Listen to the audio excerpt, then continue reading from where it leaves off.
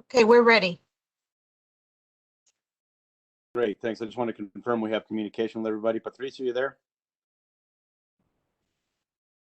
I'm here. All right, Sandra Langley? Can you hear me good now? Yes, I can. Great. Sandra Okay, great. Sines? I'm here. And Tim Lopes. Here I am. All right, great. So we have everybody back.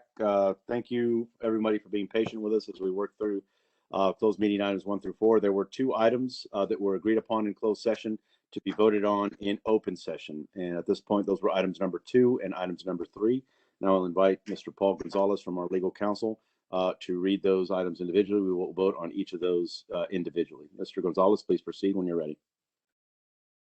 For item number 2, the motion would be to authorize the general manager and chief executive officer to complete negotiations and execute a natural gas transportation agreement with Texas Gas Service under terms substantially similar to those discussed in executive session.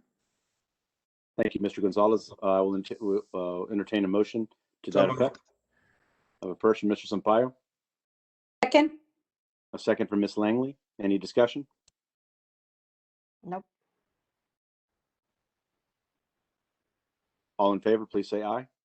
Aye. Aye. Aye. Aye. Aye. The motion passes unanimously. Thank you. Mr. Gonzalez, go ahead and please proceed with your proposed motion for item number 3 in closed session. Item number 3, a motion to authorize the general manager and chief executive officer to complete negotiations and execute a natural gas agreement with Tenasca Marketing Ventures for gas supply to the Silas Ray Power Plant for a 1-year term consistent with terms discussed in executive session. Thank you, Mr. Gonzalez. The motion is on the table. Do I have a first? So moved. A first from Mr. Sampaio. I second. A second from Ms. Langley. Any further discussion? None heard. All in favor, please say aye. Aye. Aye. Aye. Aye. Any opposed? The motion passes unanimously. Thank you very much, Mr. Gonzalez. And I think that wraps up the items requiring action and the items discussed in closed meeting. So that wraps up item number 1. Item number 2, General Manager's report. Please take it away, Mr. Bruce. Mr. Chairman, members of the board, you have the board calendar in your packet. We have the financial report, and then we'll give a brief annex building project update by Marie. So we'll start off with the financial report. Mike? Yes, good evening, Mr. Chairman, members of the board. My name is Mike Perez. I'm the acting CFO, and I'll be presenting the financial performance report for the period ended March 31, 2021. You all should have a copy of this presentation in your board packet. Unless Norma, can you give me access to share my screen? Yes.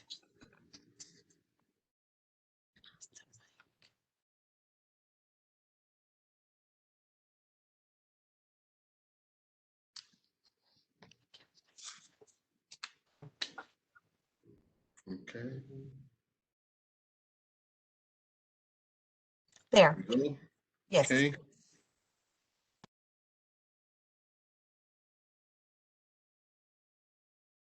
Okay, so here we are. I do want to emphasize that the March transactions include adjustments that are related to those extraordinary expenses associated with Winter Storm Uri. The February 21 financial report did include estimates as of March the 12th. That was the monthly closing date. Final settlement was received on March the 24th from our QSE, and so the amounts did change, and so we did have some major adjustments here in the March financial statements, and I'll point those out as I go along. So we'll start off here. Line 1, operating revenues, $209,389,166. Out-system energy sales, $125,686,481. Bringing us to net operating revenues of $335,075,647. Once we add in other revenues, interest from investments, and other non-operating income, we arrive at the line 7 gross revenues of $341,285,182. As per the bond ordinance, we do back out fuel and energy costs, 144,605,958. The off-system energy expenses of 24,897,750. And here's where we do report that adjustment that I just alluded to. We did reclassify $7 million off the off-system energy expenses to customer load. Like I said, for the February financials, we were working with estimates. Once the final settlement came in, staff was able to distinguish the day-by-day transactions. And at that point, they were able to accurately allocate the cost. And so we're reflecting this as an adjustment here in March. And so we also back out the Southmost contribution, 2,666,384. And we arrive at the line 12 adjusted gross revenues of $169,115,090. This is the basis for the 10% City of Brownsville calculation.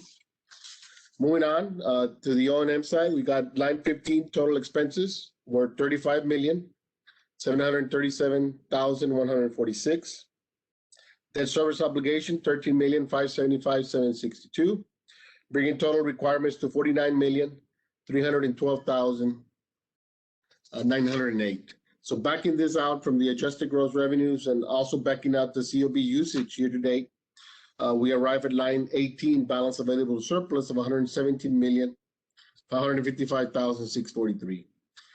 Those surplus or those funds were then used to transfer to the City of Brownsville, net of their usage. Well, they're entitled to $14,664,968. I would like to point out that the city did agree to allow us only to transfer a reasonable amount for the month of February. And so we ended up withholding $10,069,000 that had been set aside to transfer to the COB later in the year, and that represents their share of the off-system sales during Winter Storm Uri. So we're going to be waiting until some adjustment for settlement of the ERCOT pricing and billing issues have been resolved. And so continuing there on line 20, the balance available for PUB uses is $102,890,675. That 102 was then used to fund $8 million into the fuel adjustment sub-account, $3.7 million into CIP, $1 million set aside for commercial paper defeasance, and $86.7 million that was approved by the board at an emergency board meeting on March the 18th, 21, which allowed us to transfer the net revenues from the off-system sales into the fuel adjustment sub-account so that we can offset against the customer's load. And so this leaves us with surplus year to date of $3,523,659. At the bottom, we do show what was contributed by utility, and we can see that each utility contributed positively to the amount available. Next, we have a graph comparison comparing current actual to budget and prior year actual. I'll skip the first two comparisons. They're pretty much not meaningful in the sense that the big variance here it's the transactions from Winter Storm Uri. So moving on to the O&M expenses, actual expenses to date were $35.8 million. They were $3.2 million below budget and about $2.3 million above last year's level. Here we have a graph comparison of the electric sales. We're comparing current actual to prior year actual, current year budget, and the 5-year average. We see that the year-to-date electric sales are 21.7 million kWh over last year's levels, representing a 3.8% increase. On the water sales, we see that the year-to-date water sales are 169.95 million gallons over last year's levels, representing a 5.4% increase. And finally, here we show the wastewater flows. Year to date, we're 100.7 million gallons over last year's levels, or a 4.6% increase. Here we have the residential electric bill comparison based on 1,000 kWh of electric sales. Here we are comparing to other investor-owned utilities. We see that the IOU average is at $111.04. PUB's average bill of $102 is significantly below. the average for all the IOUs. PUB is currently at number 3 among these 11 entities. We did see some increases in cost from some of the other entities. Previously, we were at 5th, so we dropped down to 3. Next, we do have the same comparison, but now with other municipally owned utilities. We see that the MOU average is at $102.80. So we're just slightly under that average. And PUB is 5th amongst this group of 9 entities. We didn't see any changes for any of the costs in here for this MOU entities from last month. That concludes my presentation. I'll be glad to answer any questions from the board.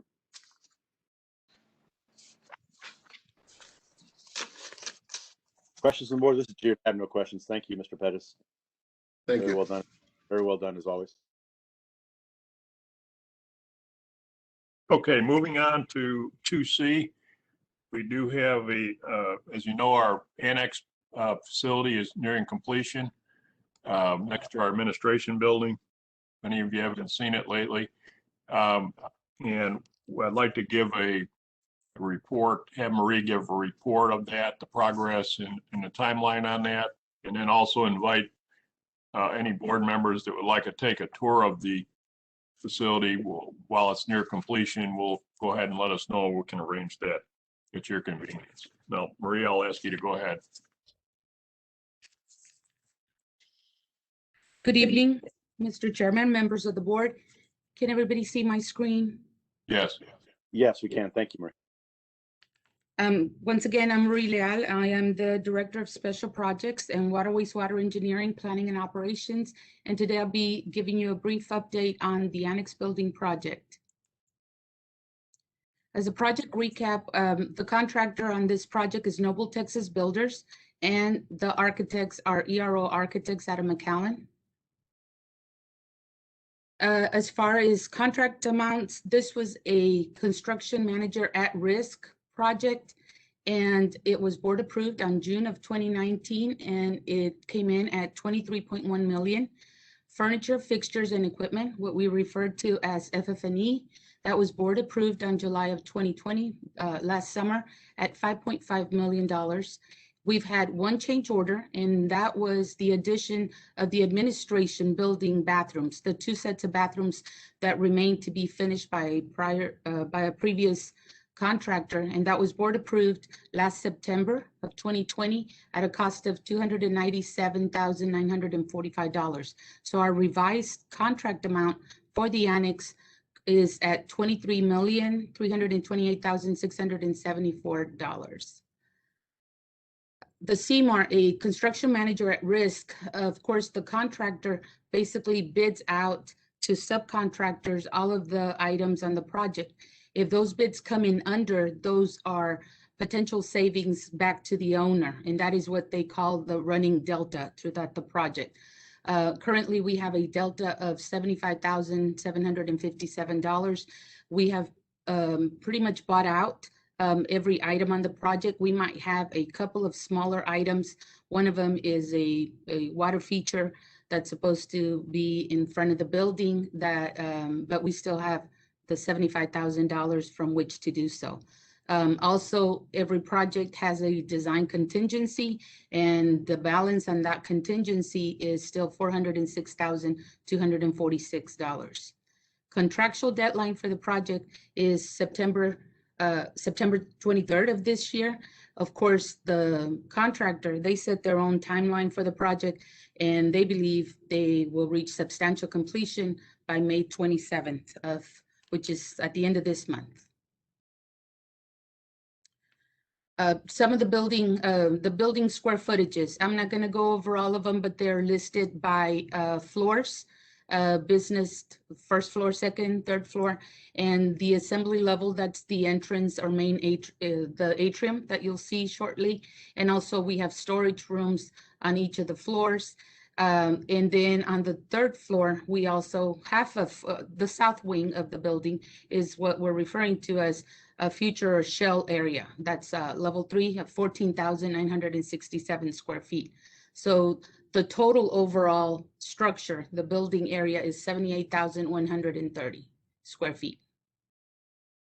Starting out, this was just a 3D rendition of the overall building compared to the admin building next door. This again is a 3D rendition of what the main entrance it's going to look like. And this is what it actually, the construction, what it looks like. We're still missing here what we call rain guards, a perforated steel protection for the windows, and it's going to mimic the flow of water. So we're still, those are scheduled to come in and for the contractor to install. Again, this is the rendition of the 3D rendition of the overall project, and this is what the building looks like right now.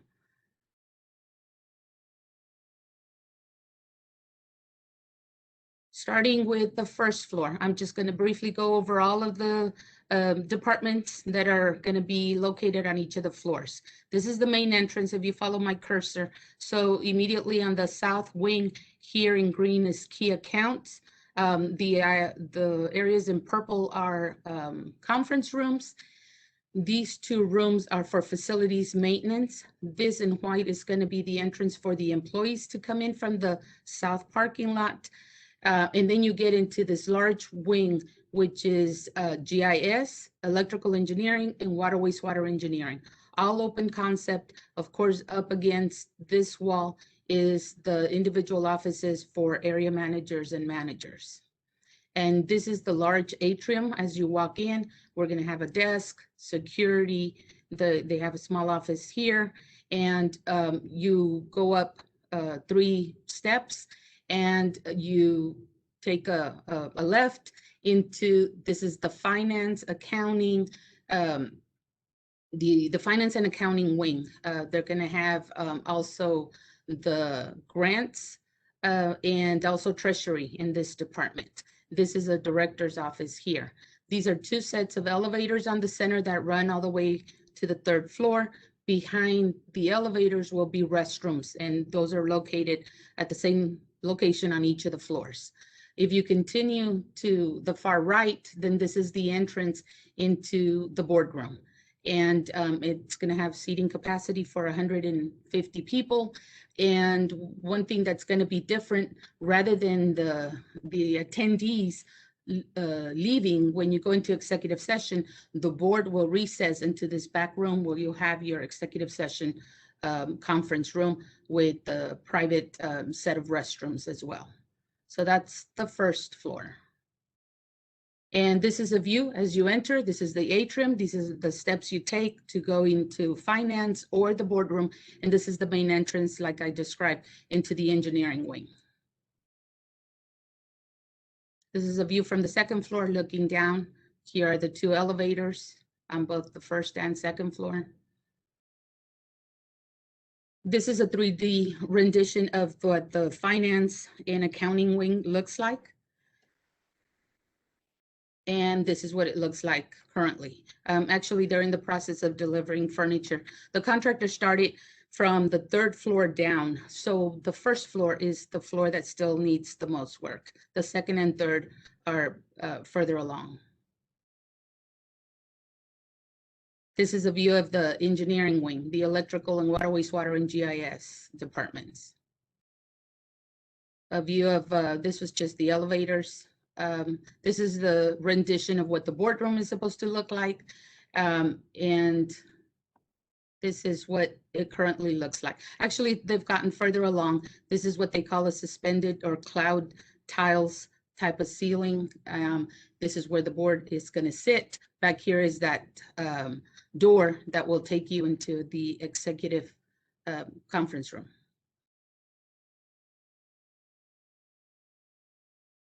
This is just photos. We have lots of mechanical rooms on every floor. There's 2, one for the north wing and one for the south wing, basically.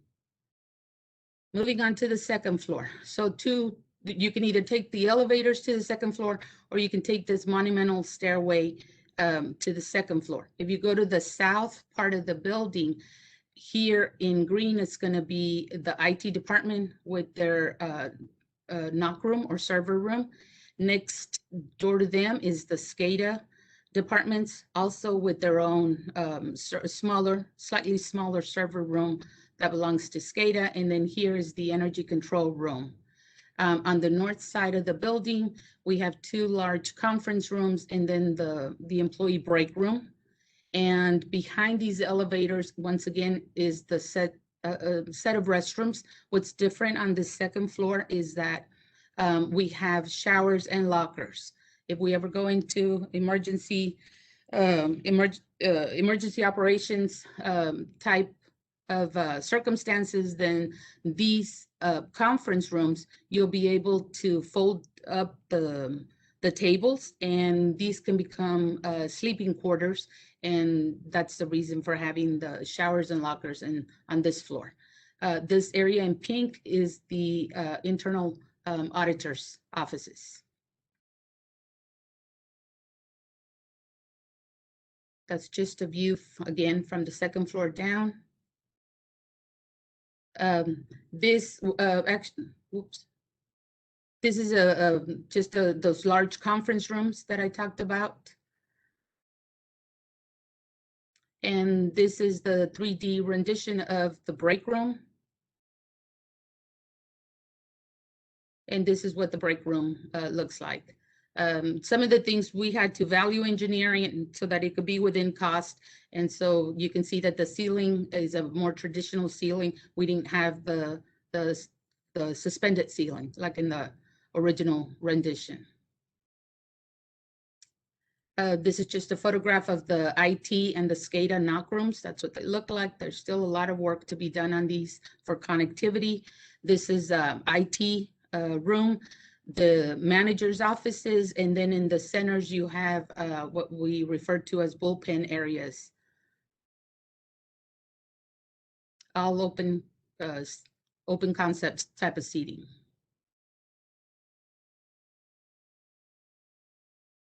This is just a typical, the style of furniture, modern to simplistic type of furniture for all of the managers. This is the artist rendition of what the energy control room was going to look like. And this is actually, they were putting together all of the furniture. They completed that last week. We're going to have six large consoles. They're going to have a 2x4 video wall, TVs mounted on the wall. That's just another view of that room. They have their own kitchenette. That's the 3D rendition, and that's currently what the kitchen looks like. Of course, on every floor, this is the same tile. Actually, this tile and the flooring match the bathrooms that we just finished here in the admin building. And this is the typical restrooms on all 3 floors. This is just a shot of the showers on the 2nd floor only. And here we're still missing some locker rooms in the dressing areas. This is the monumental stairway from the 1st to the 3rd floor. We're still missing, they've been installing the glass railing and the wooden style of flooring on it. This is the 3rd floor. The north side is what we're calling the executive wing and also the director's wing. You come out of the elevators. Behind that will be the set of restrooms, and this will be a large conference room that can accommodate all of the executives, all directors, and probably any other presenters, any other employees that when we have large meetings. This is the admin area for all the directors, and these will be director offices up against the front glass. There's room 4, 5 up here, or 6, I'm sorry. And on the opposite side here, you have the executive wing. You have the CEO on the far right corner, and then COO, CFO, and CAO. And they will also have a conference room to be able to use it. This is a small waiting seating area if any visitors are waiting to see any of them. And this is what we're referring to as the open or shell area. And I'll show you some photos of that. This is the waiting area in the executive side. That's the rendition. This is what it looks like. We're still missing some furniture and some finishings on the walls. This is the rendition of the CEO's office. And this is just a shot of his actual furniture already installed. This is the bullpen area that I mentioned on the director side for all of the senior admin. And this is a typical office for a director with the typical furniture. That's that they're all installed already. They're been completed. They're not quite yet in their final positions, but they've all been assembled already. This is a view from the south or the back portion, and this will be the employee parking lot, and this will be the main entryway for employees. These items that are covered in plastic are bicycle racks. The contractor is just covering them for now to protect them. This is a view of it was raining that day, of the third floor. This is the south parking lot for the employees. A view of, we refer to this as the CUP, the central utility plant, the chillers. We also have a transformer. We also have the backup generator, which is this, for the entire building. And this is another view of the CUP. A view of the roof and all of the cooling units. And this is a photo of the shell, the south side of the third floor. All of the utilities, it's prepared to be connected. It has electricity, it has all the plumbing, all of the ducts for air conditioning have been installed. However, if one day, if this is to be completed, we would still need to add the air conditioning units up on the roof to cool this area. This is another angle of that same area. And along the front, we refer to this as the eyebrows of the building. It's the decorative molding to break the look of in between each of the floors of the building. That was the 3D rendition of it. This is the water feature that I was talking about. It's supposed to go here, but actually the contractor, we're having a hard time getting someone to tackle that job, and also within the budget. Briefly, the departments that are to remain at the admin building. Here we're going to have on the first floor, since finance and accounting is going to, and the boardroom is going to be moved to the annex. On the first floor, we'll have customer service, we'll have the call center, of course, the lobby, and there'll be a small IT department backup server remaining. And they'll probably move the meter readers in here as well. And then on the opposite, where we moved finance out, we'll have fuel and purchasing, energy risk, and our compliance. And on the second floor, we'll have human resources, revenue and recovery, facility maintenance. And then on the opposite side, this is right now the executive where Mr. Bruchek's office is. That will be public relations, risk management, records management, and digital communications. And then in the middle wing, we'll have the environmental department. And that covers it all. If anybody has any questions, I'll be glad to answer them.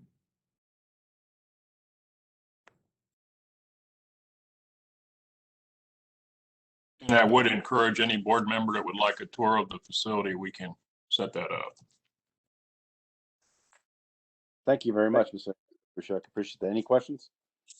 Doesn't sound like any. In the interest of time, we got to get going. We're still it is now 7:06, and we still got the bulk of the meeting to go. So, John, let's go on. Thank you, Ms. Leal. Appreciate that. Thank you. Come on to item number 3 then. John, we ready? Yes. Okay. Item number 3, approval of minutes. I'll entertain a motion to approve both the March 8th, 2021 regular board meeting minutes and the March 9th, 2021 special joint meeting minutes. So moved. First from Mr. Sampaio, Second. a second from Ms. Science. Any further discussion? All in favor, please say aye. Aye. Aye. Aye. Aye. Any opposed? None heard. The minutes are approved for both March 8th and March 9th. Moving on to item number 4, discussion on the quarterly investment activity report for period ending March 31st, 2021, pursuant to Chapter 2256.023 of the Public Funds Investment. Mr. Pettis, is that you? Yes, good evening, Mr. Chair, members of the board. I'll be presenting the investment report. This is for informational purposes only. No action is required. In accordance with the Public Funds Investment Act, we are required to provide the board with the quarterly investment reports. I'll be presenting the investment report for the period ended March 31, 2021. We'll go ahead and get started here on page 2. Here we report the different instruments that we invest in, which are agency securities, bank deposits, investment pools and money markets, and certificates of deposit. We had a total market value portfolio of $239,178,588 as of March 31, 2021. The overall yield as of March 31 was 14 basis points or 0.14%. The yield continues to decrease from the 4 previous quarterly reports. Our agency securities, which mature on September 2021, yielded 13 and 14 basis points, while our bank deposits with Wells Fargo yielded 25 basis points. The investment pools earned between 4 and 14 basis points, and the certificates of deposit earned 30 basis points. Overall, it continues to be a big challenge. We keep finding the benefit to keep funds on deposit with Wells Fargo as collateralized deposits earning 25 basis points, which is the floor based on our contract with Wells Fargo. Yields in the investment pools are currently yielding 1 to 4 basis points, so they continue to drop. Here on page 3, we provide the distribution of the investments by instruments. All these investments are within the investment policy limits. On page 4, we compare our overall yield to the 91-day Treasury bill. The Treasury rate for March 2021 was 5 basis points versus PUB's yield of 14 basis points. On page 5, we compare our overall yield to the S&P government investment pool. The S&P government pool yielded 5 basis points at 3/31 versus PUB's yield of 14 basis points. We can see that the rates continue to drop from a high of 2.43% back in March of 2019, 2 years ago, to currently at 0.14% here in March 21. This concludes my report. I'll be glad to answer any questions. Mr. Pettis, any questions? All right, none heard. Thank you again. Moving on to item number 5, consideration and possible approval of a sponsorship request from the Brownsville Museum of Fine Art. Who will be taking that for us? Lucy Hernandez.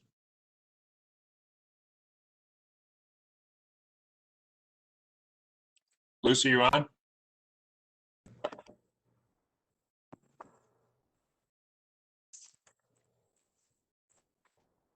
You see you're on, Fernando, or no? I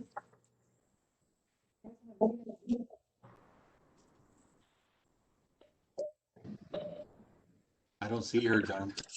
Yes, I'm on there. I see her listed. I don't know if her audio is working.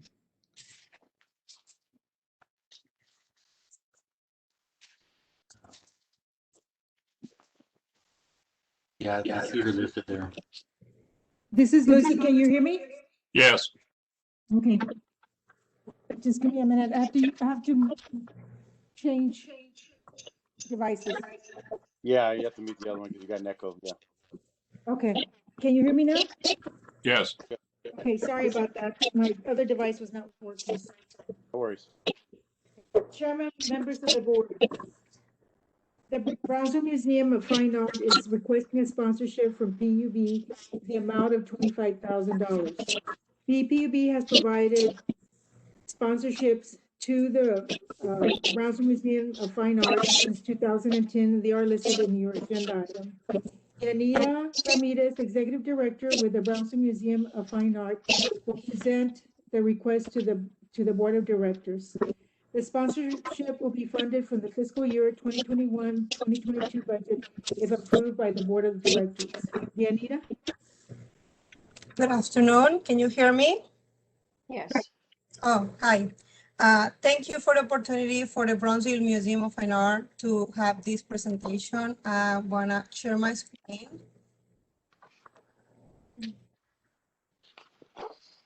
Oh, I think that is on the screen for you guys. So my name is Yanira Ramirez, Executive Director of the Brownsville Museum of Fine Art. And tonight, I would like to do a presentation on behalf of the Brownsville Museum of Fine Art and the community that we represent. Our history begins since 1935, where 8 women from Brownsville start getting together talking about art in the Neal House near to where now UTRGV is located. Our mission is to contribute to the art education and cultural enrichment of the community through exhibitions, offering educational programs to all ages, and encourage the advancement of our culture through the community. In 2020, we served around 11,000 visitors. We presentation, youth and educational cultural exhibitions, and because of the Brownsville PUB impacts all this community here on Brownsville, Texas. On 2020, we present some educational and outreach programs as well. But after March, when the pandemic begins, our museum was shut down for a couple of months. But that was not the way for us to stop doing or presenting something for the community. We prepare exhibition and events in order to continue serving our community. In the total, we present 15 exhibition and events last year. One of those big exhibitions that we present, it was our annual Resaca. This was a history on 2019. It was our first annual Resaca exhibition, and we had a good attendance in the response for the community and local artists. We present more than 30 local, non-local exhibits, and we have a participant in a great night opening with 150 persons. And during the whole month of the exhibition, we served 1,300 visitors. Also, we continue having our second annual Resaca last year. It was a little different because of the pandemic, but we did our great job, and we also serve another local, 30 local and non-local artist participants, different from the previous year, and we have 850 visitors during last year in our annual Resaca. For this year, we're preparing our Resaca art exhibition as well for July 2021. We already sent the call for art, and we're getting good response from the community. We're gonna do and present in collaboration with the Rio Grande Valley artists this beautiful exhibition. And the main thing about this exhibit is to emphasize and the importance of the restorations and the Brownsville PUB effort that they're doing in our Resacas.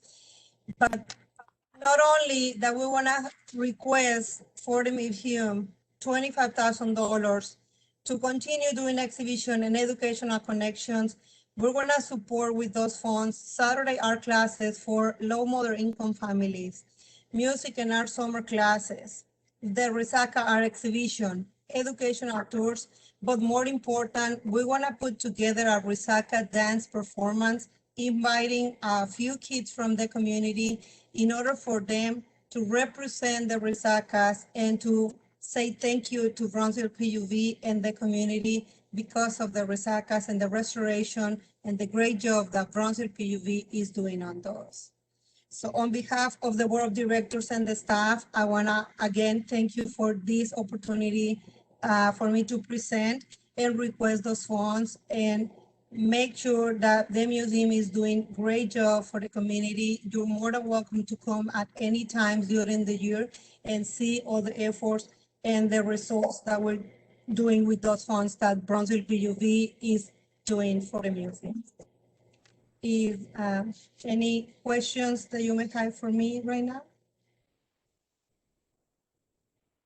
Thank you, Ms. Ramirez. This is Jude. I appreciate the presentation, information you're sharing with us. Any questions from the board for Ramirez?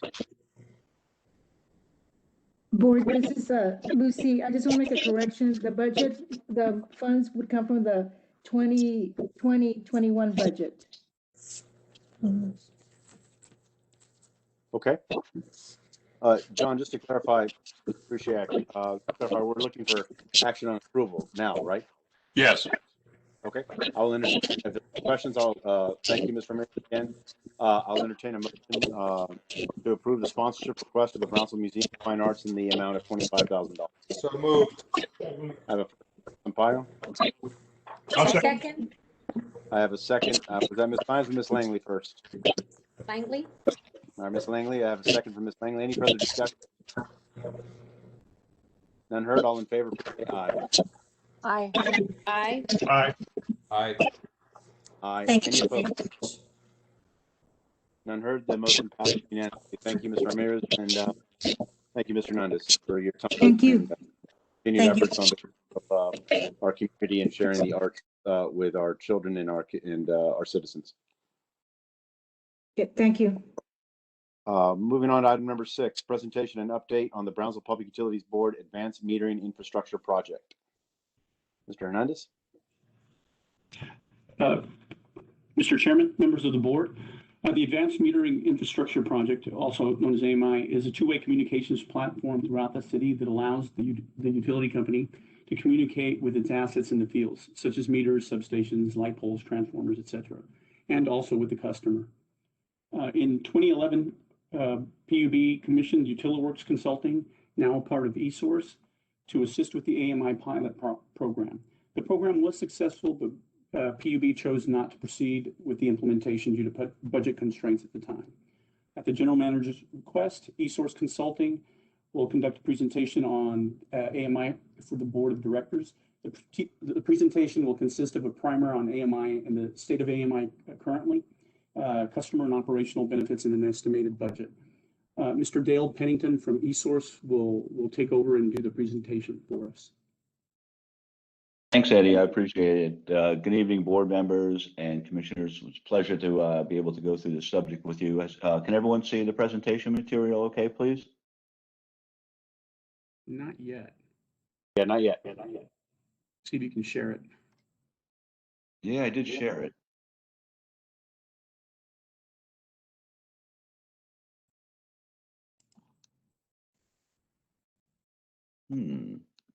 We definitely clicked on share. Can you, nothing yet? There you go. Okay. It's up now? It's okay? No, not yet. Not yet. I assume you asked permission to share? Yeah, I have it. It said share. And I did click. Only thing I can recommend is stop sharing and try sharing again. Yeah, not a problem. Share.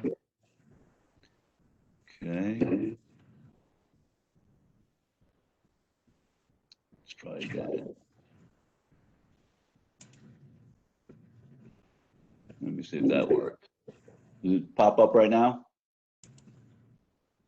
No, sir. No, sir.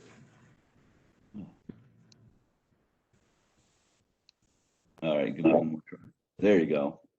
Does that work? Yes. Okay, I apologize. Sometimes different software does different things. So thank you very much. And I'll try to keep a brisk pace and keep everyone informed of this. So first of all, thank you for the time. We'll go through a presentation, has some key areas, a little bit on our company background, just to inform you that we've been doing this for a long time. a little bit on advanced meter infrastructure, what it's designed and what it can accomplish, and more importantly than anything, the infrastructure benefits of these systems. We've also worked very closely with Eddie and the staff at BPUB on looking at the financial results of bringing this kind of product and this kind of system into Brownsville, and we'll discuss basically what that kind of ROI is and where it is today's market.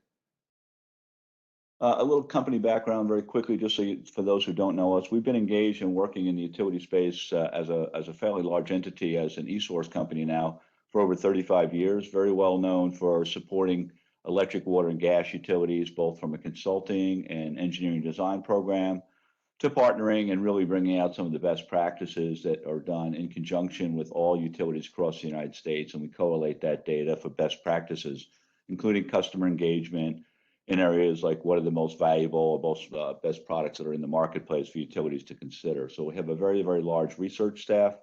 In conjunction with that is the division that I am the president of. We are the technology, business, and customer engagement business unit within eSource. Our job is really to go out and keep all our clients informed on what technology will be beneficial for them, doing detailed business cases on what does a capital investment provide so far as an ROI or benefits to both the utility and its customers. And through that, we have actually done over 180 municipal projects in regards to technology and technology implementation across the United States. And some of the more significant ones also in Texas. We were just recently awarded Dallas, Texas Water, which will be about a 7-year project for us to manage. It will be an AMI project also. Just a brief picture. We actually, as I mentioned, have over 180 municipality clients, but you can see we have everything from small ones like City of Killeen, which is about 60,000 customers, up to Fort Worth, which has about 380. And as I mentioned, we just picked up Dallas. So we've been working across the United States from the East Coast, West Coast, quite a few ongoing projects right now in Texas, as always. It's always been a sweet spot for us and a great place to work. But we have quite a portfolio and quite a background in working in the Texas arena. So I want to give you a brief overview of advanced metering infrastructure, basically how it performs and what it does and how does it perform for you. So the key thing here is to understand all the components, but I did want to reference, as Eddie mentioned, we did a pilot some time back, and due to other constraints and other things that were going on in the utility, while it was a successful pilot, we were not able to move forward due to competing projects that were also going on at the same time. But the pilot was very successful, and we did actually get data from the meter all the way through the billing determinants and being able to look for alarms and problems that occur out in the infrastructure on an ongoing basis. So the way that the AMI system basically set up is quite a few different components. The one is the water meters themselves, or electric meters, could be either one. Also, you have an endpoint, which is primarily the transmission device for the water meter or the electric meter. It's basically a radio that is coupled to the actual meter itself. It then goes off to a collector, there's quite a few different architectures there, but typically they're pole mounted or put on water towers or other physical locations. And basically that's the communication link between the meter into a collector box, which basically collates, manages it, and then brings it to the next section, which backhauls it into the utility itself. At that stage, the utility gets into its customer engagement and operational performance, where the data is analyzed for looking for anything disruptions in the system itself, broken water lines or electric meters that are exhibiting hot sockets or issues that you should be concerned about and take actionable events with. So it's really broken up into hardware, communication network, and then software to really help in the analysis of using that data. And then typically the analysis is fed out to every department in the utility, the operations, engineering, customer service, of course, to the executive branch to see how much revenue is generated every day. So on the penetration side, this is a little bit behind, but as you can see, basically Texas is one of the most advanced AMI states in the United States. It's probably only rival right now by California. But these systems have been around quite a long time ago. The reliability is exceptionally high. And I can tell you that business cases ran 10 years ago. They're probably 40, 50% even better than what the estimate was due to all the additional peripheral equipment that's been added on and new technology and software applications to really drive the benefits. I did want to talk briefly about the AMI also is being looked at in many cities as just a foundational part of smart city and smart grid assessments because it does protect the citizens in outages. It helps protect the citizens in freezing events, et cetera, that you recently unfortunately established. But the sensors themselves can also be used to help as a network add on other peripheral things like lighting control so that you can, upgrade lights or change lights out. So if there's a certain area you want to brighten up, you can do that. So it is actually a system that's expandable. And we always take that into consideration when we design the final architecture for a utility. So I really wanted to focus more here on the benefits, which I think are the most crucial part for the staff members to always acknowledge, and also the commissioner and BPUB board.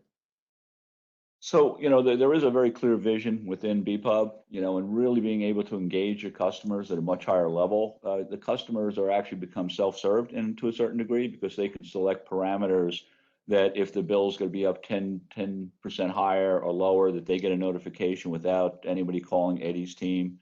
It's automatically explains to them and shows them all the usage. So they really take more ownership of the issues that they have to deal with. It tells you things, for example, on the water, if somebody's put a spike in the ground, putting up a tent in their backyard for a party, that they cut a line and the water's leaking all over the place.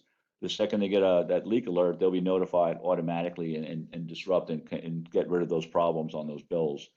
And it really is a 24/7 system. So it's monitoring all the electric infrastructure and potentially also, if you do water, all the water infrastructure 24/7, and looking for any and every kind of anomaly that could be disruptive to both operational performance and also be disruptive to the customer. So things like outages alone, which is the last one, is that you can basically cut outage times, estimate, and this is by the EPA and others, and the Department of Energy participated. Typical outage reduction times on electric are between 30 to 35% faster outage recovery. And when you think that the average person cost on the environment in the US is $450 per person in the US is what outages actually cost them, you're looking about $150 savings per home per person in the United States when they do it at AMI. It's a significant reduction in outage. For example, you don't have a truck come and fix something, 10 houses light up, the truck goes back, and then you find you still had 3 or 4 other houses that were out. As they do the repairs, automatically you're identifying that the power is back up. And if you have stranded assets right around the corner, you'll know and we'll be able to accommodate that and repair it before you drive back home. So, the big change here is you're really proactive as opposed to reactive. And there's nothing more reactive than customers calling you up and being upset with you to say that you're not providing me water or power. So in reality, it really is a much more aggressive. The units themselves, the transmitters are very, very well designed, and they can report any kind of momentary outage, long outage. You can actually know exactly the time of the outage and how many people are affected. You could do things like leak notification, as I mentioned earlier. If anyone has a leak for whatever reason, a burst pipe occurs, they'll know right away. And that was very significant what happened in February, and I have a slide for that. And really, that anything that's outside the boundaries, what a customer's expected, they can set. I need to know if my bill is going to be higher. I want to know I have a leak. Thank you for telling me that so I can reduce my bill. And when you look at the age factor of what you have in Brownsville, you have a young people that are very used to this type of technology and really take advantage of it. So, really needs a change where you're going from being a reactive utility to what I would consider certainly a proactive. And it is it has been considered throughout all of the utilities, foundational technology now, because every year it's not only what we have on the meters, we're now adding devices onto the wires, we're adding new devices into the water market to measure pressure, temperature, and acoustic leak detections, which all go on the network. So while the metering portion was the original foundation, it's expanded quite dramatically into other data capture elements. How could it have helped in the AMI demand reduction event that you guys had? Exceptionally significant. One of the stress points that really happened throughout Texas was that many of the utilities had to shut down at the substation, and that's not a fun thing to do, first of all. And the reason is you've got to get the demand down. Well, with AMI, you have the ability to really deal with customers on an individual basis. You could say, okay, I know the schools are out. We're going to just shut off the schools first or cycle them off for 2 or 3 hours. You could take every single feeder and circuit out there and take 5%, 6% off so that you're cycling around into the utility. Nobody gets hit at one time. Because of course, the second you turn a whole circuit off, when you turn that back on, you get that huge, unbelievably high demand because they haven't had power for hours and hours and hours, and everything kicks on. So as opposed to 200 houses or 200 houses and businesses being shut off, you're really only doing maybe 5 or 10 in each area. And then you kind of walk through and migrate it across the utility. So everybody gets power on and off at a cycle, and you kind of protect the infrastructure, which is probably the most dramatic thing that you can do. It really does protect all of that infrastructure at a much higher level than any other methodology. The other thing I wanted to represent to you, these are two cities also that were very much impacted by the storm. And if you want to think about things that saved people a lot of money on both sides of the equation, we've been working with Arlington Water for many years. And as you can see, they found out over 1,800 customers when power even started to come back up and you started to heat houses up, all those broken pipes started to scream that we have a broken pipe and we're flooding a house. So automatically they were able to reach out to the customers. They were driving trucks around, shutting it off at the curb stop, going in and helping people to realize what happened. They also looked at apartment complexes that were out of water because a larger pipe had burst in feeding these. So it was pretty dramatic ability to really manage and reduce significantly the amount of water loss damage, not just water loss, but damage to property. I'm sure any of you have ever had a house flooded. I've had it in my experience, and it's a pretty miserable thing, and it's extremely expensive because you're pulling out wall board, ripping out floors, and doing everything else. So this system really showed exactly which pipes were bursting as the electricity started to come up and people's homes started to have flood events. And they were able to mitigate that by really running trucks out, shutting water, and really taking care of the customers and calling them. So it was very, very positive in the fact that as things started to get quote normalized, if we can use that word, they were able to come back and really support those customers and help them get through that event. So I don't want to read this through, but basically there's so many customer benefits and there's so many utility benefits. I mean, things like reduced truck rolls. You're not going to have to drive a truck out to turn off an account when someone vacates a house or is moving in and out. You don't have to drive a truck to read that. You really have a lot of estimated bills start to disappear. You can have any kind of theft detection, whether it's water or electric. Outage restoration has always been the key point. 30 to 35% higher outage restoration is a heck of a number. So when you look at all the things that the systems have advanced through over the years, I can tell you this is probably on both sides, on the customer to the utility 10 years ago is probably half of what was on the customer side and half on the utility. But as I mentioned earlier, it is a constant increase in the benefits of these systems that people are utilizing for AMI. This is just a quick example because just to show you what happened in one account. We did this project for Loudoun Utilities, and basically a customer was just ecstatic. They put a smart meter on. The smart meter recognized there was a significant issue with the wiring inside the box. The alarm came through. It automatically created an event where the power was shut off at the person's house and they rolled the truck immediately. And if you read that, it's a lot to read, but I don't need you to read it, but they would have lost their house. It essentially had a fire. So basically these meters are really keeping an eye on the power, the quality of power, anything that could be disruptive to a person with the use of electricity. So, that they said that was probably one of the best events, and you could see some of the melting of the wires, and they were able to mitigate that, get the alarm, and respond immediately. And also things like leak detection. This is actually, from BPUB, where they identified that with these leak detection programs now, not only do we look at ongoing leaks, which are just wasted water going through people's homes that they're not aware of, water leaks that are going on at 10, 11, 12, 1 in the morning, 2 in the morning, consistent flow. And it adds up to a lot of money pretty quick for a lot of the customers. But in this case, the prolonged leaks cost people a ton of money, whether it's a business or a person's home. So that whole algorithms now for leak detection and really solving those problems is a key benefit that we've identified. And one of the beauties of it is wherever it is, on your key accounts that you guys have, it's a 24-hour, 7 days a week proactive interface. So if, for example, power goes out at a restaurant at 2 in the morning, not only will the utility know right away and say, okay, I got to get some work done. Obviously, it'll be going in the morning. But we have all these key software packages that keep all the accounts and customers fully informed of what activities we're taking, including, hey, we know there's a break or we know there's an outage. You're telling the customers how big it is. Knowing the exact homes that are out or which homes are affected by a leak. And you go out and repair it. So you are telling them timeframes for repair and keeping them fully informed.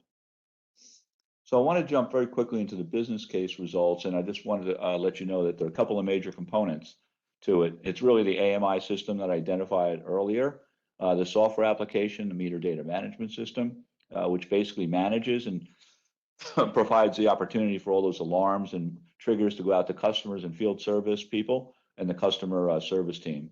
And of course, a customer portal, which really gives all the identification. So if someone's talking to anyone's team on Eddy, they can look at the records and say, you know, we want to talk to, yes, you had high consumption. Did you have people visit? Were you running a pool up? Or what were you doing? But you can identify all of that. And of course, another service is the installation of the meters and equipment. And then professional services, what we do, really integrating all the systems together. So the data feeds to the work order management system. The AMI system talks to, of course, billing. It talks to John every day and tell how much money he made. So really is a design architecture to get that information really flowing to everybody that needs it. And it really, as we mentioned, it's two-way. So you can talk to the house at any moment or the water meter, and it's two ways back and forth. So if you want to ping a meter and say, I'm checking to make sure the meter is right, or I see a disturbance in the power quality, I want to look at that, you can go right in and grab all that data immediately. So this was looking at a 20-year life cycle, 10 years full. So one thing we're looking at was, you know, what was going to be replaced. On the electric side, it'd be all the electric meters need to be replaced to put in both disconnect and the communication boards. And then a much smaller level of water, because there's quite a few new water meters that are fully functional and only really need to be tied into an AMI endpoint. So scenario one, excuse me, is both a combined electric and water at one time. Scenario two we looked at was potentially electric only deployment. And scenario three was doing electric and then water afterwards based upon the cost of the project and the financial capabilities of BPUB. And as you can see, the total operating costs and total implementation costs, you can see for scenario one, the net benefit to BPUB would be over $14 million, the total gross benefits of 71, and then you look at implementation and capital costs. So there's scenario one fully combined. Scenario two has a higher payback, but of course we're not tying into the water, and the cost to implement is substantially lower. And then the third one is a staggered approach where we add in the water later and still get those benefits. I do want to specify these are done on technology as is today, and most of these benefits will exceed that over time because there will continue to be more software and other things that add to the value of the analysis of the data. So this is just today, and I can pretty much guarantee you based on 15, 17 years now we're doing this, that they always go up. So ending up with the conclusions, the outcomes of an AM project are aligned, of course, with what I think BPUB needs to go to and wants to go to. The influx of data will really help also in the CapEx planning. Where are we seeing data that says we have to upgrade some infrastructure? Where do we have to replace a water pipe that's leaking? Now I can see it. You know, I'd say it's definitely favorable on all three, but depending upon the financial condition, the utility should decide which is the best option. I do want you to feel comfortable that this is definitely a mature technology. We've been deploying left and right, like I mentioned, for many years, very stable, and everything is really ready to go. And it will be, in my view, the cornerstone of managing demand reduction events that you had just gone through. It really gives you a lot of other options and protects your infrastructure better. So next steps is really for the board to consider. You know, my view is begin the RF process because we've done the financial analysis. The next stage is really to complete the RFP and the technical requirements, put it out into the market. We'll get a substantial amount of participants that will respond. And based upon the RFP results and the final calculations of cost, move forward with the project.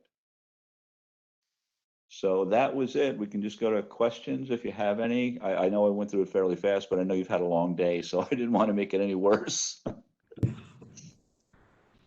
Mr. Chairman, members of the board, the one thing I wanted to mention based on this presentation, what we would like to do after your questions is do a follow-up more on the financing of the project and financing options the board has if to pursue this. I know the city's somewhat on a fast track with their smart city project, and this would would tie in nicely with that, but I would save that for another workshop or board meeting in the near future on the financial options to proceed with this.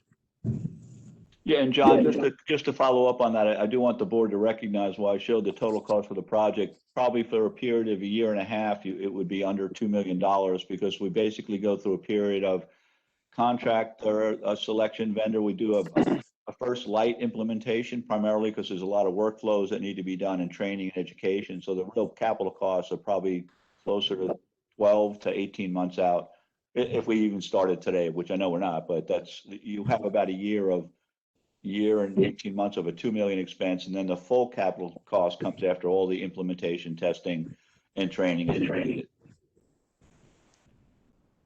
Thank you, Mr. Pennington. Dude, I think it's high time to get to this, and we're a little bit behind, and I think we would have reaped some significant benefits in February. We did a great job without it. I mean, all things considered, we managed through financially, and we managed through, but I think the operational side would have been helped tremendous with this technology. So I've always been a strong proponent of this work, and as far as I'm concerned, the sooner the better. Any other questions from the board for Mr. Pennington?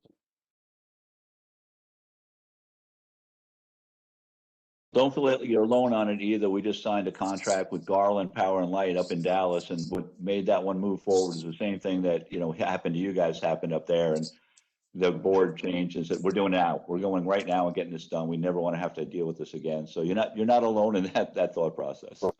Okay, thank you.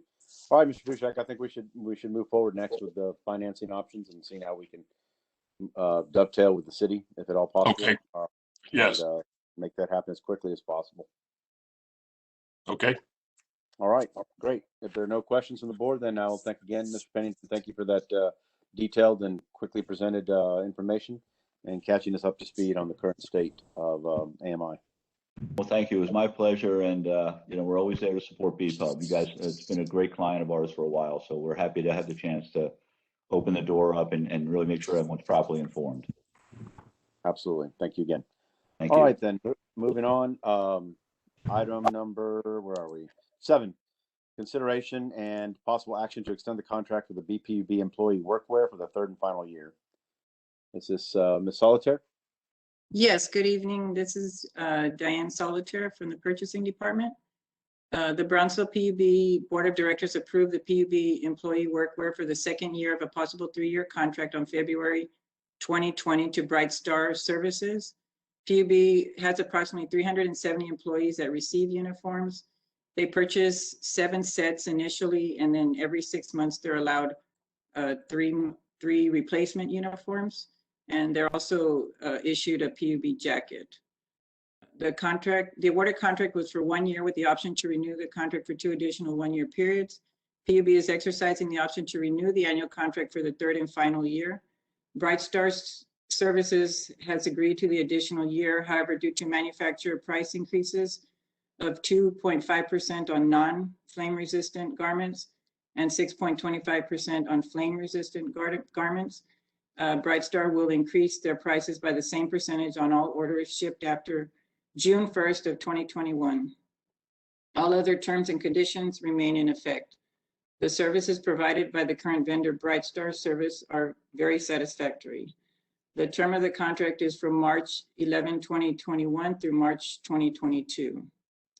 BPUB staff recommends approval to extend the contract for the 3rd and final year for the employee workwear to Bright Star Services of Alice, Texas, for a grand total amount not to exceed $226,107. Thank you, Ms. Solitaire. Thank you. Are there any questions? This is a budgeted item, correct? Yes, it is. Any other questions? All right, if not, I will entertain a motion to approve and extend the contract for the 3rd and final year for employee workwear to Bright Star Services for a grand total not to exceed $226,107. So moved. I have a first from Mr. Sampaio. I second. Second from Ms. Langley. A second from Ms. Langley. Thank you. Any further discussion? Thank you. None heard. All in favor, please say aye. Aye. Aye. Aye. Aye. Any opposed? None heard. Item number 7 passes. Thank you, Ms. Solitaire. Moving on to item number 8. Consideration and possible action to award the annual supply of liquid aluminum-based water treatment coagulant. Is that Mr. Garza? Yes, sir. Good evening, Mr. Chairman, members of the board. This item is for the consideration and possible action to award the annual supply of liquid aluminum-based water treatment coagulant. Liquid aluminum-based water treatment coagulant is a primary chemical used in the water clarification process, and finding an effective coagulant is key to consistently produce high-quality drinking water. Request for proposals P023-21 for the annual supply of water treatment coagulant was advertised in the Brownsville Herald on January 31st and February 7, 2021. Posted on BPUB webpage, and 15 vendors were contacted via phone. 2 vendors submitted proposals: Chemtrade Chemicals US LLC and Thornton, Musso and Bellam Inc., or TMB. Proposals were reviewed and coagulant samples were obtained from the vendors to perform yard testing and evaluate performance. Both coagulants had satisfactory yard testing results. However, the proposal submitted by TMB did not meet the 1% copper sulfate product specification. Based on yard testing results and the rating of proposals, staff determined that the proposal submitted by Chemtrade Chemicals US LLC is the most advantageous. Based on the coagulant hyperion 92415 unit cost of 23 cents per pound and the estimated usage of 3.5 million pounds for both water treatment plants, the estimated annual cost for coagulant is $805,000. Currently, the water plants are using Chemtrade Chemicals with a unit cost of 0.241 cents per pound. The contract period will be from July 1st, 2021 to June 30th, 2022, with the option to renew annually for an additional 2 one-year periods. BPUB staff recommends awarding the annual supply of the liquid aluminum-based water treatment coagulant to Chemtrade Chemicals US LLC of Parsippany, New Jersey, for a unit cost of 23 cents per pound and a grand total amount not to exceed $805,000. That concludes my presentation. Are there any questions? Hey, Jude, you're the subject matter expert here. Anything you want to point out or any questions that we should take into consideration? No, none of them pointed out. I think it's. I think we've got to go the way they recommended. All right. Any other questions for Mr. Garza? All right, and unheard, then I will entertain a motion to approve staff's recommendation as listed. So moved. I have a first from Mr. Sampaio.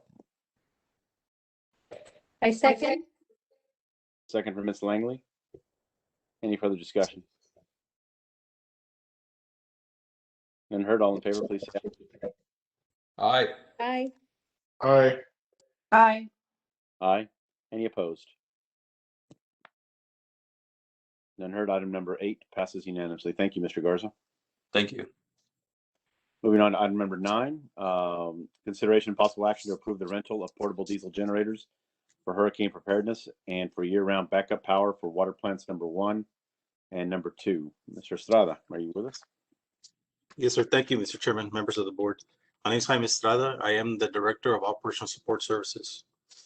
The Brownsville Public Utility Board is taking a proactive approach for the 2021 hurricane season due to low generator availability when hurricane is imminent. And for hurricane preparedness, the PUB will rent 9 portable diesel generators to service critical locations requested by the City of Brownsville, Brownsville Irrigation District, and internal PUB needs. Invitation to bid for rental of portable diesel generators was duly advertised in the Brownsville Herald on March 7th and 14th, posted on the PUB webpage, and was emailed to 7 vendors. The PUB Purchasing Department opened bids on March 25th with 2 vendors responding. PUB staff evaluated bids, and Stewart and Stevenson of FAR Texas submitted the most responsive and advantageous bid. Auditor Ventures LLC did not provide a rental rate for all generators listed on the bid proposal, and the rental rates submitted were higher than those of Stewart and Stevenson. The rental agreement for the 440, 550, and 2,000 kilowatt generators will be from June 1st through November 30th, 2021. The 1,000 and the 1,250 kilowatt generator rental contracts will be from June 1st, 2021 through May 31st, 2022, and will be utilized for water plants 1 and 2 respectively. Stevenson and Stewart and Stevenson has been the lowest bidder for the last 5 years in a row as a competitive bidder. Last year, this bid proposal went out for 10 gen sets. Its bid price came in at $523,380. This year went out for 10 gen sets as well. We got the same bid from him. He provided us the same quote, $523,380. However, we were able to complete the repairs of a genset for Samos Regional Water Authority. So we'll be removing one of the gensets from the bid proposal, which is a 1,000 kilowatt genset. It's going to save us about $44,550. With that, PUB staff is recommending approval of the bid award for the rental of the 9 portable diesel generators to Stewartson and Stevenson of FAR Texas for an amount not to exceed $478,830.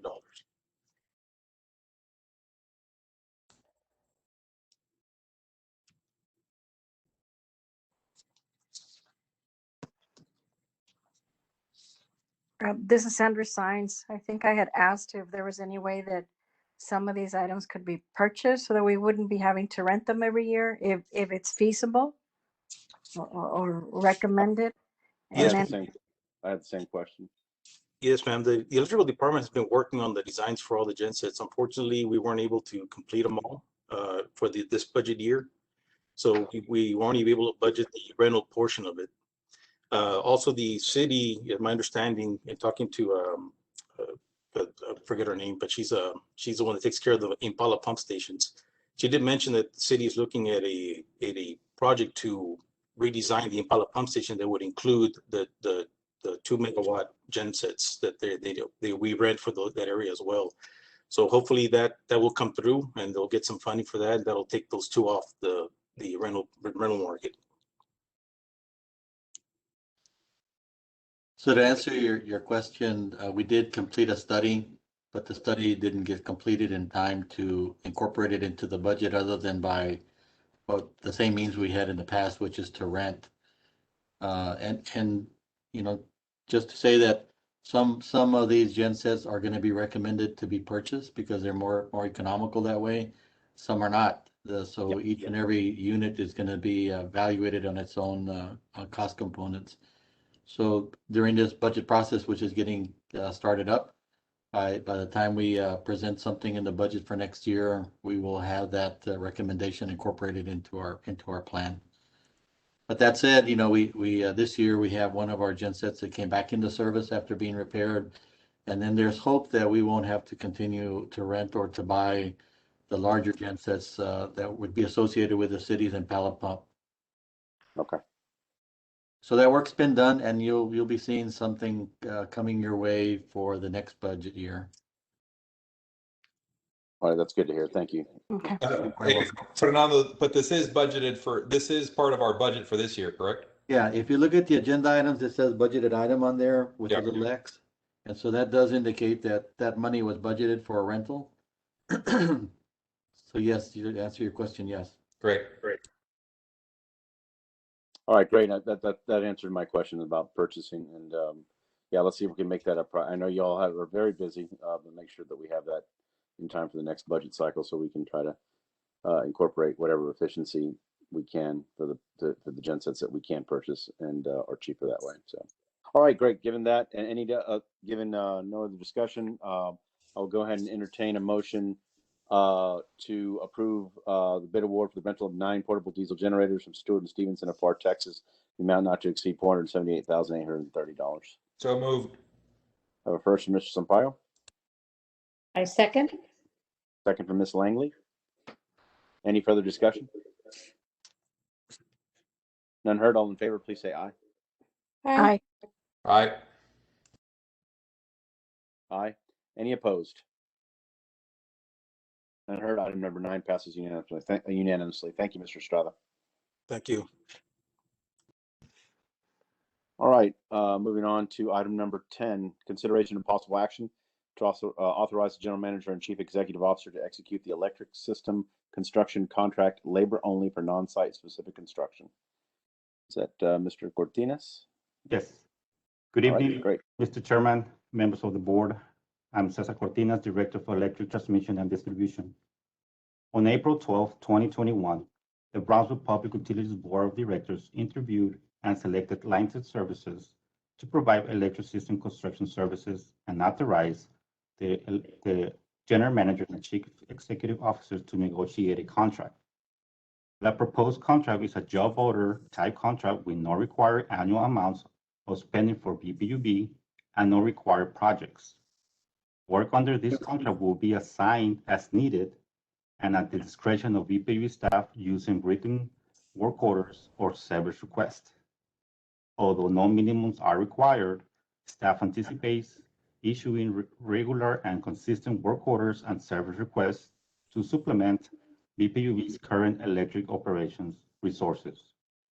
The proposed contract specifies that BPU will provide construction materials and the vendor will provide labor, equipment, and minor consumable materials necessary to complete work orders and service requests. The maximum not to exceed aggregate contract price is $2 million, and a maximum aggregate contract value is not to exceed $1,250,000 within one annual contract period. You will see a different amount in your package because there's a typo. If approved by the board, the initial term of this contract will be for 2 years from the date of award, with the option to renew to additional 1-year periods. The electric system construction contract was produced and approved by Davidson Troller, Raymond Garza. BPU staff recommends approval to authorize the general manager and chief executive officer to execute an electric system construction contract with Line Tech Services, LLC of Alexandria, Louisiana, for a total amount not to exceed $2 million.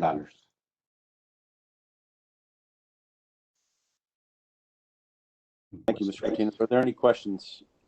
Yeah, just to confirm, that not to exceed of 2 million is over 2 years, correct? That is correct. Great, thanks. 2 years. And then this one, we're gonna have to find a budget monies for that, or? Well, we have a capital funding when it's remaining 5 months. So we can allocate funding with the CIP. So to just elaborate right there, we're gonna need about $400,000 for this next, just to cover fiscal year 21. We do not have anything budgeted for this particular item, but staff did identify a project this year that has excess funds that we can move to next year, and it'll allow us to then reallocate some of the funding that was made available in 2022, $1 million. We can reallocate the 400,000 into this year. So that's how we can, and it'll be a balanced transfer. It won't change the total CIP budget. And of course, this is as needed basis, so it doesn't necessarily mean we're gonna use up all of those funds. Is that correct, or? That is correct. That's possible, yes. Okay.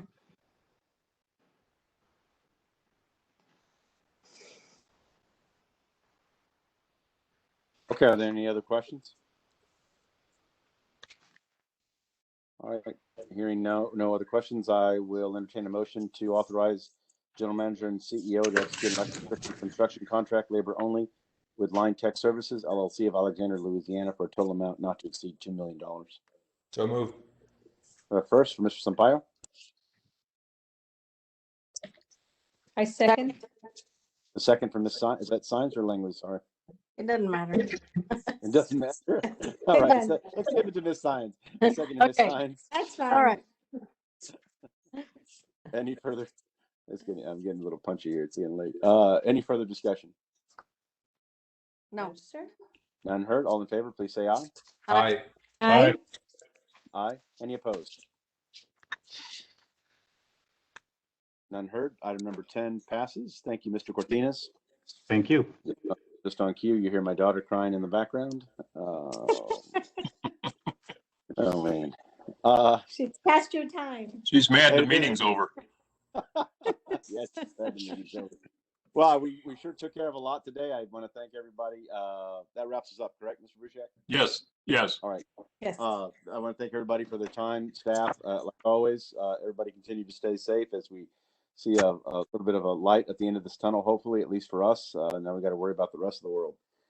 So everybody continue to stay safe. And again, have a great night. And I will entertain a motion to adjourn. Move to I so adjourn. move. The first from Mr. Sampaio, second from Miss Langley. I'm getting that's a broken record today. Any further Aye. discussion? Aye, all in Aye. favor. Goodbye. Aye. Everybody Goodbye. have a Good good night. evening. Stand adjourned. Bye. Thank you. Bye. Thank you, bye. Thank you. Good night. Thank you. Good night.